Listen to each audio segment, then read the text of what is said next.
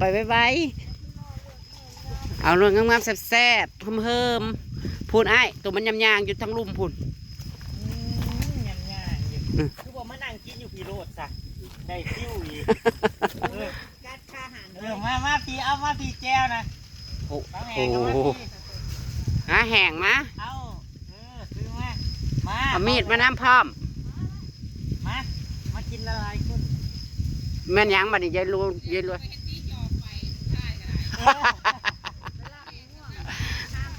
เจ้าหามปีดบ่เพิ่นว่าหามปีดแห่นกินโลดเอาเจียวขึ้นไปจ้ำโลดเจ้าหน่วยไหนเอาหน่วยไหนวันเจ้า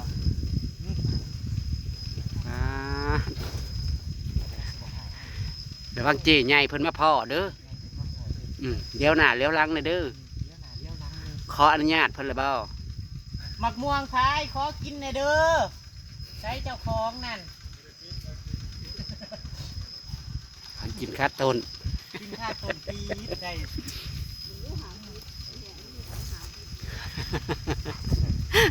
จะได้ใส่เจ้าของหามปีดเนาะกินข้าวต้นอะไรเอาอีกวะเอาอีกไปมาไป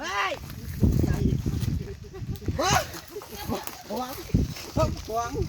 กินข้าวต้นข้าวต้นด้วยยานดิไม่เชี่ยวเล่ามากกว่ามาเราเป็นคนมากกว่าเชี่ยวฮัดชวนลูกชวนผัวเข้ามาลากินผักม่วงบอกข้ามาบอกเข้ามาออกข้าหีเข้าไปกินข้าวต้นกระชายนะต้องแหงกินหมดนะไม่แค่แห้งบอกไม่แค่ลายญี่ปุ่นกับลาบอยู่เย็นดีเนาะยามตัวกามันก็บดแล้วเนาะพี่นี่นะบักม่วงแบบอะไรหากเครื่องน่ะบ่มีอยู่เนาะเครื่องน่ะหมดแล้วยังแต่ทางลุ่มนี่เนี่ย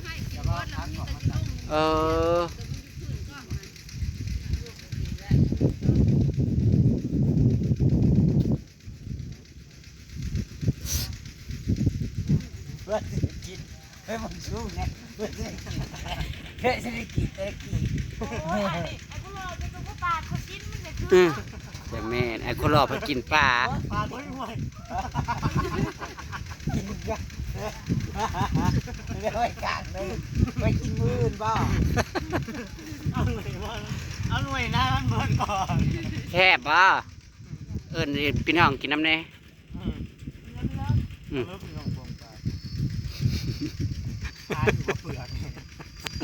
โหเห็นว่ากับเอาออกมาจนเพิ่นสิเบิดหน่วยนึงเพิ่นจะให้หมูป่าให้เพิ่นกินไอ้คนเราเดี๋ยวเราบอกกะมากินแล้วยันแตนต่อทัวแล้วยันมีห้างแตนในแถววันนี้พระเจ้าป้าห่มกับห่มดีเจ้ากินแล้วก็เจ้าก็ยันจี้อามาลาลงน้องเลย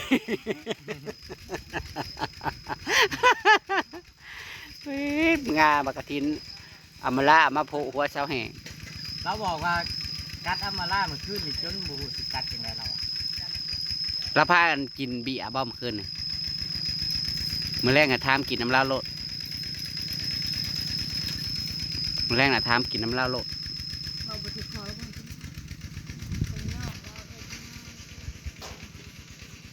คนงามเอ้ยคนงามเอ้ยซื้อเบียร์ให้น้องกินแน่เราคือกีฬาแทบซื้อเบียร์คือกินเดิมอื่นเลยเราบ่ได้มักดีเลยเราเป็นคนบ่ได้มักดีเว้าดีนั่นแล้วหรือบ่เป็นคนที่บ่มักย่องบ่มักเว้าดีไม่คิดละเว้าไอ้ท่านบูมักท่านผมมือพุ่งย่องโอ้ยพวกห่านใส่หน้ากากเข้ามาหาเพราะฉะนั้นจะป้อยรถนะได้รถเว้าดีกันนาวายนั่งหลอกเราบอกกันได้เลยนะว่าอันนี้เอาไว้กินอื่นเนาะขันเน่าหรอวะสร้างรักเม็ดส่วนเน่าเพราะเน่าแต่ไม่ดำด้วยกระดำก็เมื่อไรแก้วบ่มีน้ำตาลเดี๋ยวดีเลี้ยวมาหรือบ่เห็นเด้ตอนนี้กำลังลงคราดนะแล้วจ้า รอบแรงเด้อนี่เด้อพ่อยายศรีกำลังลงไปคาดนา เฮ้ย ฮะ เอาไว้แต่แกนมันเบามีครับไม่ใหญ่ไม่เห็นแล้วสิว่าจังไดดิ สู้กินแล้วไรแล้วก็จะว่าเคี้ยวเด้เนาะเลี้ยวไปทางใดก็เคี้ยวสะอุ่มเลยบาทนี่เด้ อย่าแดดเด้อรอบแรก น้อยว่าชอบทานน้อย ก้อนเมฆใหญ่ก้อนเมฆหลาย ๆเขาบอกว่าๆแม่บ่แม่นดอกบ่มีเราเมื่อแล้วอุ้ยมืดแท้พี่น้อง แม่น เลี้ยวเข้ามาประจำคืนเลย แม่นนะพี่กระเป๋านี้ นะกินบ่มีบ่พี่น้องจะกินส้มกินแซ่บกันก่อนลงรอบแรงเนาะมืดประจักษ์มืดบ่พี่น้อง ขึ้นควงกินหัว เดี๋ยวเข้มบ่แห้งแซ่บบ่เกิดทำงานอยู่นี่นัว เขาบอกแล้วแม่นโดนกดแล้ว น้ำบ่มีน้ำตาล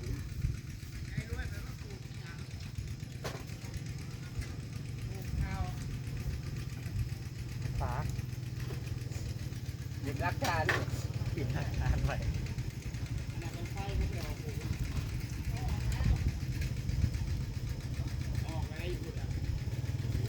หวานเนาะ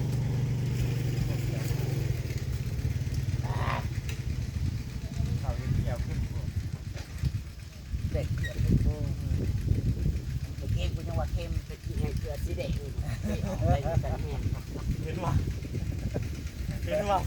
นว่าเรากินเข้มกันไหม เอาไก่กระดาษจังบ่ได้ อยู่ได้นี่มีแต่คนข้อเที่ยวกันเลยอยู่ได้นี่ เกลือกับเกลือไอ้คนน่ะ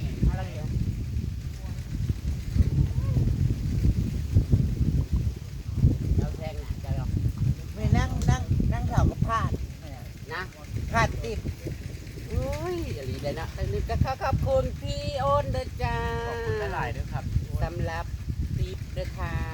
ขอบคุณหลายๆมีแห้งสุขภาพแข็งแรงเด้อพี่เด้อ ร่ำรวยเงินที่ทองครับ พาดแต่นั่งเขา พักผ่อน นั่งก็ยังมาเงินเหรอกูจะเข้าทำมารับถามหากู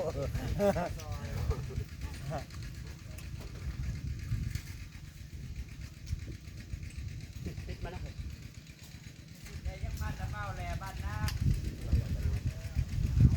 โอ้ยมือจับเลยดับ บอมัน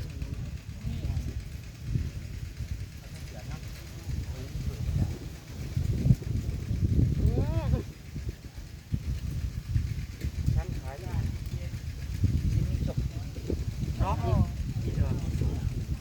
แล้วก็มาขอเนาะจัดนานกินมาขอ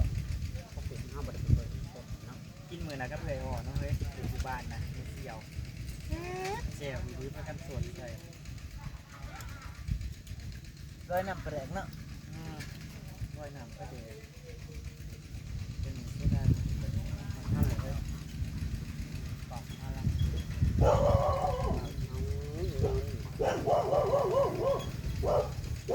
อีกเลยไป มันเลอะต้มเลอะไปต้อนจะบ้างเลยเฮ้ยมั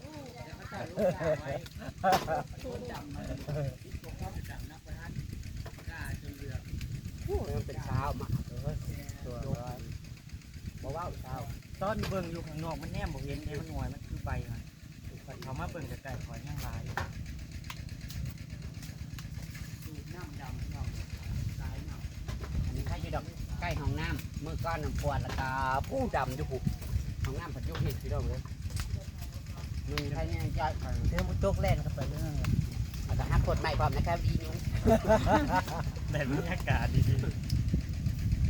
ฮักกดใหม่นะ แต่ว่าดีได้ยุ่งมันบ่ร้ายคือทั้งบ้านพิตุยบ้านพิตุยบ่ได้เด้อบ่ได้ยุ่งร้ายบ้านนั่งนั่นนี่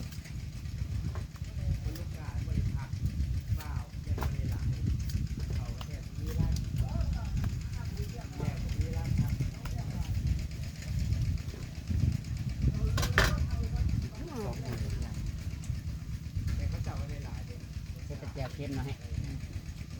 เป็นแบบนี้เนาะ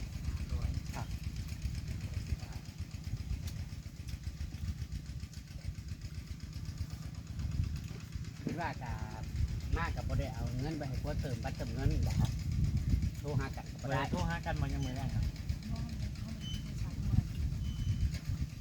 หัวผมให้ซื้อโทรศัพท์ ใส่น้ำกัน ยักษ์กับว่าเขาโพสต์กับกงกับกิ๊กเขาระบบจากเนี่ยกลับไปเขากระโลกเขาหัวเนี่ยกลับมือได้นั่นแล้วแต่นี่กินว่าโทรศัพท์คนละเครื่องโทรคุยกันยังมือแรงบอกมีทอดกัน ผ่านย่างเราตัวดำหน้าฟังนี่ มันน่าพื้นมันก็น่า ตัวเทียนกันน้องเราอยู่นี่คนเด็กว่าซื้อโทรศัพท์เลยผัวยันเมียแบบตลังตลัง งามงามปลาแลมปลาเรืองามแป้งงามว่างามแย่การงามย่างงาม มีเมียงามแต่ทำใจ งาม นะ โพดงามโผ มีเมียงามแต่ต้องทำใจนะไง บัตรก่อนที่ได้ปัวผัดว่าเห็นนั้นเอาโทรศัพท์หลอกเขาเพราะว่าเขาเอาโทรศัพท์มาส่งผัดใจเอียว ใบมืออ่ะ บ่อยมึง บ้านไกลกันบ่ผัวนะบ้าน แบบนี้ บ้านดอกแล้วว่านี่แบกขึ้นแบกลงบ้านดอกม่วงเมืองต้นนี้ โอ้ยมากินชม คนสมคน ดอกม่วงไหนมันอยู่ฝั่งเต้ปุ๊บฝั่งนี้มีวัวตะม่วงต้นมาตกตะม่วงต้นคอยนะจ๊ะคนขัวเมืองเฮา ที่บ้านเขาขึ้นเมืองคนไปแล้ว เขาเนี่ยเด็กที่ของเมืองเฮากับอยู่บ้านทองคอน พ่อเมืองเขาใหญ่เติบโตเนาะ เฮากับแขวงสะพานกับบ้านเมืองทองคอนเนี่ยการดีพี่น้อง เมื่อช่องข้อนหอดนะค มั รั น บ 11 12อันที่ได้บ้าน หอดนะข้อนเพ่งแต่ว่าหอดทำพวกเนาะยังคนละก้อน ลงไปแล้วเนาะ ลงไปจนหอดเขาเห็นป่ะว่าเอ้ายังเมื่อ เออชื่อว่าเรากาเมืองใครตัวตะเกียบเมืองสะคอนใหญ่ทุนโน่นเนาะ มัน12กุมบ้าน11กุมบ้าน12มัน11 บาดเจ้ามันก็เป็นบาดใหญ่มันก็เลยแหกตัวออกเนาะ มันลายตาแสงพวกตาแสง มาจะมา มาแก้วเข้มน้อยหนึงได้ ทางนัก บอกเอาไว้มันเดืออันต้นมันยังเอาลงมากินอยู่ ลูกข้างล่างเจ้านั่นบอกนี่ที่มัน เขาต้องพื้นทำเอาไว้ตะแกรง โอ้ย มา ไม่ไงสิท่า มันบอกเอาไว้ตะแกรง ไม่ไงสิว่า มือ ไม่ คอ ไง ย เราไม่เห็นโอ้สะอาด คอยบ่อาบเด็ดดาเป็นจะแม่นอึดหมองกิน ทำทายอย่าง กินแล้วไว้ตะแกรงมันเนาะประชดคนปลูกเนาะ ใครเป็นคนปลูก มื่อนี้สับลาบ1 2 3 4 5 6นี่6หน่วย ไม่ไง 8ยังหลายดีพี่น้องพี่บัดเฮามาเบิ่งใกล้ๆอย่ามาเบิ่งใน เฮ้ย ต้น ที่น่ะมันต้นชูงไหน แม่นบ่ ขันน้องมันอยู่ปุ๊บ เพราะว่าซ้ำนี่พอดีกว่าว่าต้นนะต้นนะบ่อยากให้มันสูงนะแบบว่าตอนปลายมัน ต้มยา บ่สมอยาก ต้มยา บ่ แก้วกับเค็ม มันเป็นน้ำแก้วบ่ เจียวเจียวผมขวดเจียวอันเด็กผูกนะ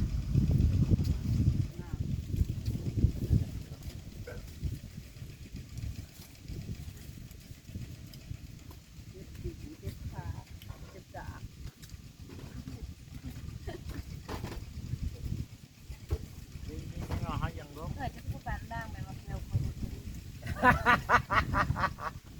ปาดบางๆชอบบางๆเงาๆเนี่ยเป็นแผ่นน่ะนะ โดยขอโท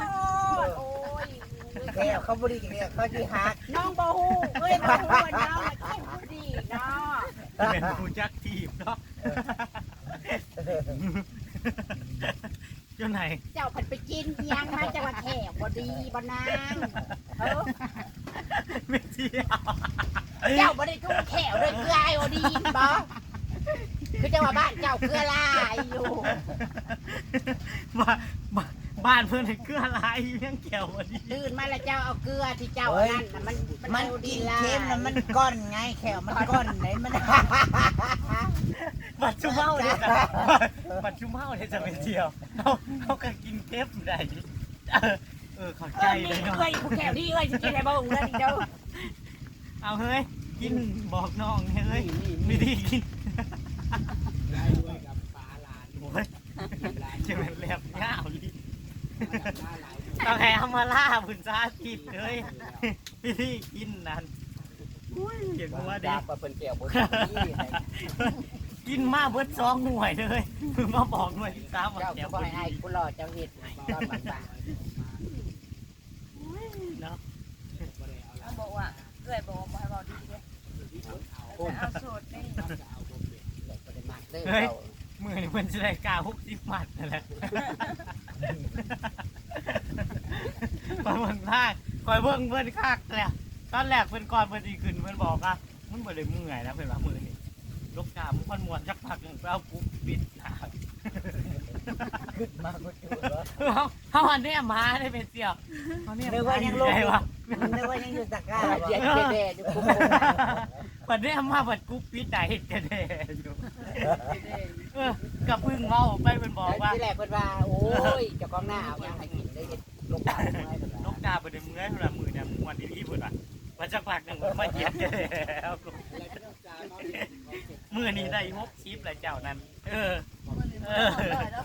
เบ้าแล้วผมแล้วดำกันดีไหมคนแรก โอ้ยเจ้าแข็งเข้ามาได้น้ำไว้